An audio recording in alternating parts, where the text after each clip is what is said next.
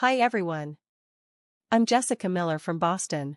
I'm a pediatric occupational therapist at Boston Children's Hospital. My job is to help kids overcome physical challenges, and it's what I love most. But today, I'm here to tell you how my father's new wife tried to tear our family apart, only for karma to step in. Ready for your session, Tommy? I ask as I adjust the therapy equipment. My 8-year-old patient grins back at me. Helping kids like Tommy become more independent is what gets me out of bed every day, smiling. Watch this, Miss Jess. Tommy says proudly. He takes 3 steps without his walker. That's amazing. High five, buddy. I cheer and clap enthusiastically. Later that day, I meet my best friend Amy for coffee at our favorite spot, near Boston Common. Your mom would be so proud of you, Jess, Amy says, stirring her latte. It's been 3 years since my mom passed, and I miss her every day. I smile, but my heart still aches. Dad's been my rock through all of this, I tell her. He's coming to dinner tomorrow night. How's he doing all alone in that big house? Amy asks. I pause. Actually, he's been volunteering at the community center. Says it helps him pass the time. The next week, Dad calls me. He sounds more excited than usual. Jessie, I met someone. Her name's Linda Williams. She runs the fundraising committee at the community center. I'm genuinely happy for him. I know Mom would have wanted him to find happiness again. But soon, things start moving way too fast. Linda's always around, and her presence feels overwhelming, like ivy growing up the walls of our family home. One evening, I decide to stop by Dad's house without warning. Jessie. What a surprise, Linda says, opening the door like she owns the place. Her smile looks fake. Inside, I notice something. Where's Mom's crystal vase? It's always been on the mantel. Oh, that old thing? It was just collecting dust. I put it somewhere safer, Linda replies casually, waving her hand. Dad comes out of his study. Linda's been helping me reorganize the house, honey. It needed some updates, he explains. I bite my tongue and say nothing, but something doesn't feel right. 3 weeks later, over dinner, Dad drops a bombshell. Linda and I are engaged, he announces. Her kids, Madison and Tyler, will move in next month. I freeze, my fork clattering against my plate. Engaged? Dad, you've only known her for 6 weeks. When you know, he says with a dreamy smile. Linda's been amazing with finances too. She's even helping me reorganize my investments. Suddenly, red flags start waving in my mind, but Dad doesn't see any of it. That night, my phone buzzes. It's Amy. Can't tonight, I text back, but I need your detective skills. Something feels off about Linda. Amy responds quickly, already on it. Michael's cousin works at the community center. Want to guess who got fired from their last 3 jobs? I stared at the message, my stomach churning. This was only the beginning of discovering who Linda really was. I couldn't let her hurt my father or erase my mother's memory from our lives. A fresh start. Linda announced cheerfully one afternoon as she hung abstract art where Mom's garden photographs used to be. James, honey, where should we put my antique mirror? Dad barely looked up from his laptop. Whatever you think is best, dear. That evening during dinner, Madison, Linda's daughter, whined, I need a MacBook Pro for my school projects. The one I have is so old. Of course, sweetie, Dad replied, reaching for his credit card. I nearly choked on my water. Dad had never been this casual about spending money before. Speaking of money, Linda chimed in, James, I've been reviewing our accounts. Jessica's medical school fund is just sitting there since she chose a different career path. We could invest that in the kids' education. I froze. Dad, that's Mom's inheritance money. Now, Jessie, Linda interrupted smoothly, you're already established in your career.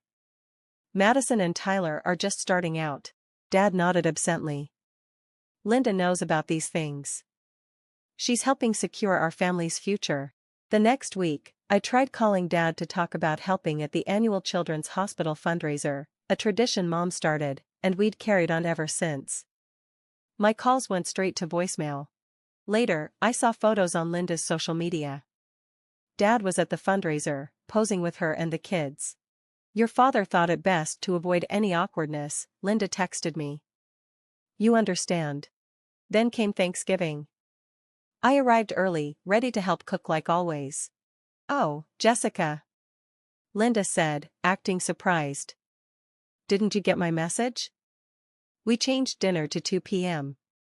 Everyone's already finished eating. I stood in the doorway, holding Mom's sweet potato casserole, her special recipe. Through the dining room window, I saw Dad laughing with Linda's extended family. There are some leftovers in the kitchen, Linda added sweetly.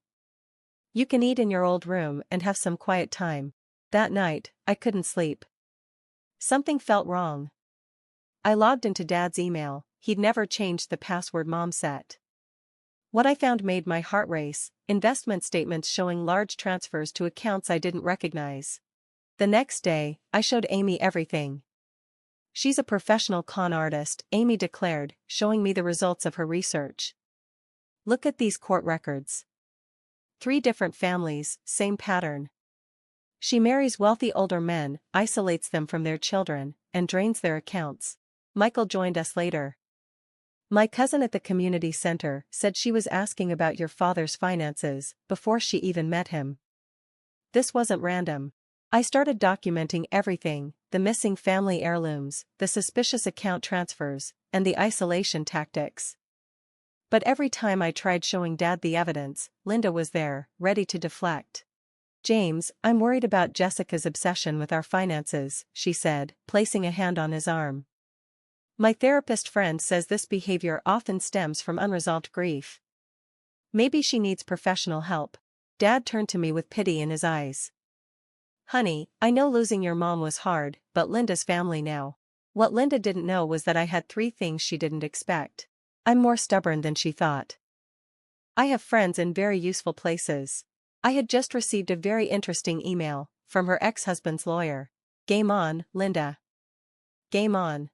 The email led me to Diana Roberts, one of Linda's former co-workers from Morgan Financial in Chicago. We met at a quiet cafe in downtown Boston. Linda Williams? Diana shook her head. Her real name is Linda Blackwood. She's had 4 other last names too. Diana slid a thick folder across the table. I've been gathering evidence for years. I opened the folder. Inside were termination letters, police reports, and photos. Linda had worked at 3 major financial firms, leaving each one under suspicion of fraud. She targets clients like your father, wealthy widowers, Diana explained, lowering her voice. By the time they realize what's happening, the money's already gone. I leaned in, heart pounding. What do I do now? Check your father's retirement accounts, Diana said firmly.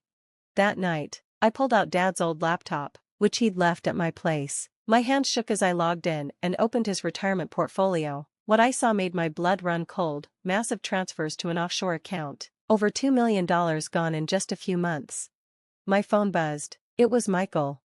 You need to see this, his text read. Tyler just got expelled from Bradford Prep. Your dad paid $50,000 to keep it quiet. What did he do? I texted back. Hacked the school's grading system, Michael replied. Sold test answers. Madison was involved too. I kept digging into Linda's past, and each story was the same: marriage, isolation, financial ruin, and disappearance. Her previous husband in Seattle lost everything: their house in Bellevue, their savings, and even his boat dealership. Then, I found someone who had escaped her, Robert Chen from San Francisco. We video chatted that evening.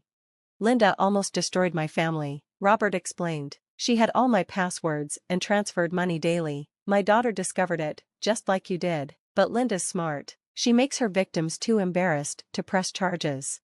The next day, Dad called. His voice sounded strained. Jessie, Linda thinks it's best if we update my will. You understand, right? Madison and Tyler need security. My heart sank. Linda was nearly done with her plan. But then I caught a break. At her previous job at Boston Capital Group, Linda had pulled the same scheme. I reached out to their security department. The head of security replied quickly. Miss Miller, we've been building a case. Linda Blackwood's activities fit a pattern, and we're investigating multiple victims across 5 states. I sent them everything I had, bank transfers, the documented patterns, and Diana's evidence. They connected me with FBI agent Sarah Martinez, a financial crime specialist.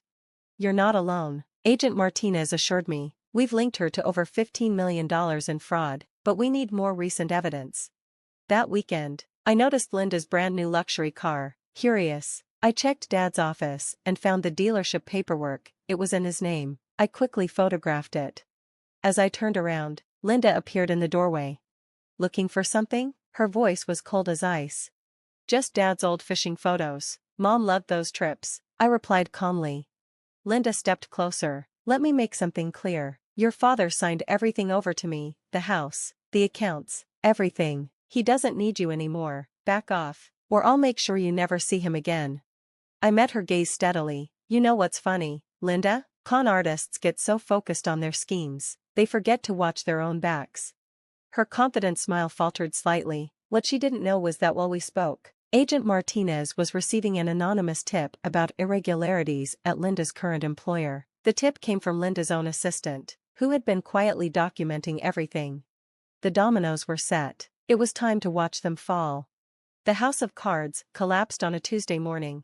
I was helping Tommy with his therapy session when my phone lit up with messages.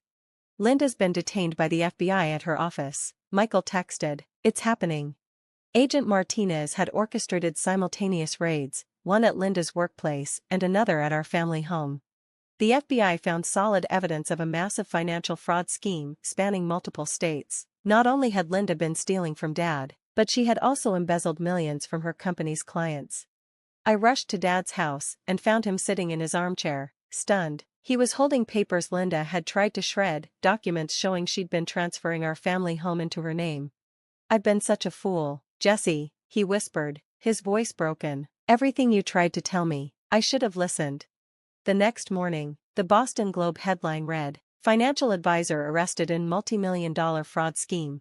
Linda's previous victims came forward, families from Seattle, Chicago, and San Francisco. Madison and Tyler vanished overnight, moving to Arizona to live with their real father. It turned out Linda had been lying about having custody. The kids weren't even in the grade she claimed, they were both years older and had been working as her accomplices. The FBI recovered most of Dad's money. Agent Martinez explained that Linda had become overconfident and sloppy. The detailed records kept by her assistant proved to be invaluable evidence. 6 months later, I received the Reynolds Award for Excellence in Pediatric Therapy. As I stood on stage at Boston Children's Hospital, I spotted Dad in the audience, smiling proudly. Slowly but surely, we were rebuilding our relationship. At my new support group for survivors of financial fraud, I shared my story. People need to know they're not alone, I told them. Toxic people count on our silence. They want us to feel embarrassed and isolated, but there's strength in speaking up. That fall, as the leaves turned golden, I hosted Thanksgiving at my downtown apartment. Amy brought her famous apple pie, Michael made his grandmother's stuffing, and Dad showed up with Mom's sweet potato casserole recipe. To family, Dad said, raising his glass of sparkling cider, the ones we choose, and the ones who choose us. I looked around at the people who'd stood by me, who'd helped me expose the truth, without asking for anything in return. This was real family. Meanwhile, Linda faced federal charges in multiple states. Her sentence, 25 years in prison, no early release. What about you? What would you do if you discovered your parents' new spouse was secretly stealing their life savings? Would you quietly gather evidence like I did or confront them right away? It's scary to think that people like Linda are out there, targeting vulnerable families. Share your thoughts in the comments, I read every single one. And if you want to hear more true stories about overcoming toxic people and finding justice, hit that subscribe button and the notification bell. Together, we can help others recognize the warning signs before it's too late.